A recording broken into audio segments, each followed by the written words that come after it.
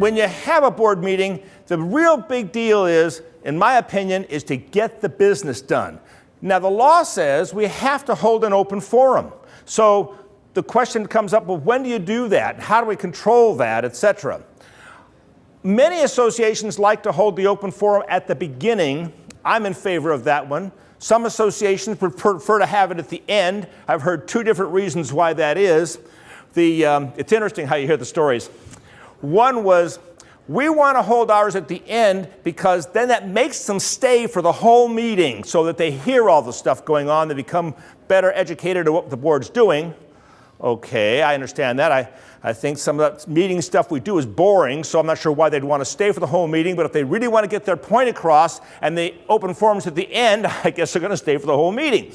And the other one was, if you have it at the end, they won't stay because it is too boring, so they'll just leave and you don't have to listen to them at all. So that solved that problem. Well, you know, that's not really the attitude we should have. We should have an attitude of wanting to hear from our homeowners. And quite frankly, if we place our agenda correctly, where we list the topics we're going to talk about, wouldn't it be nice to have a homeowner who understands one of those topics or has a critical point about a topic, and you need to hear from that homeowner up front so that you can share what's going on, or that homeowner can share what's going on in their mind about that topic on the agenda, and that gives the board a little more information to deal with when they're talking on that issue. Any reason why you can't have an open forum both at the beginning and the end, and quite frankly, you can choose. The law doesn't specify how you do it. The law says you've got to give them an opportunity to speak.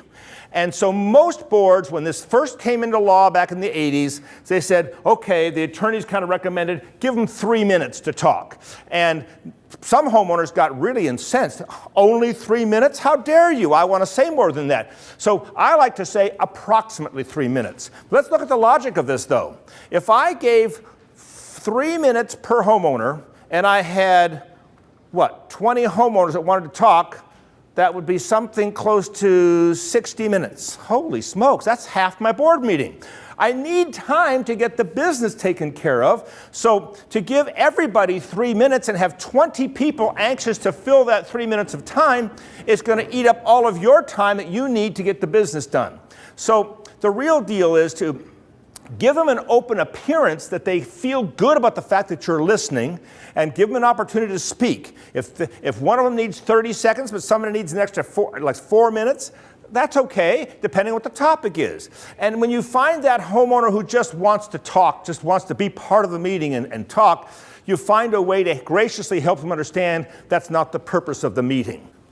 You're going to paint the community, and this one homeowner's got some special circumstances on the patio or on the outside of their building where you really need to talk about that issue. So the homeowner sees on the agenda, we're going to talk about painting the community, and during open forum, the homeowner says, by the way, when you get to that item on painting the community, I have some points I'd like to make with you. Now the board has the option of saying, tell us those things now so we can consider them during our discussion, or when that discussion comes up, may we call on you for that input at the time we're discussing the issue. You can do that. What you want to be careful about when you invite homeowners to speak to the board during discussion of the topical items, they get the impression they're allowed to do that, and they'll do it more and more and more. So always be careful about that, and make sure the chairman of the meeting, be it the president or the vice president, whoever's chairing that particular meeting, is in control of the meeting by acknowledging that homeowner and acknowledging others who try to stick their nose into it, that they don't have an opportunity to speak.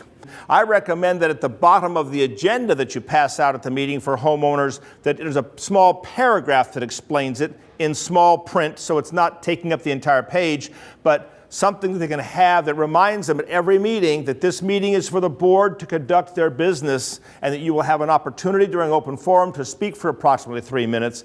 Please limit your time so the board has time to get their business done. And we can create something specifically for your association pretty easily. I have one association that actually plans to give a speech at the front of every meeting that talks about the open forum and has it all scripted out so that they can make it work. Now, open forum, beginning or end, and some people want to do it at both ends. Sometimes you have such stuff going on in the meeting that The homeowners are sitting there, but you can see the buzz out in the audience when you're talking about a certain topic.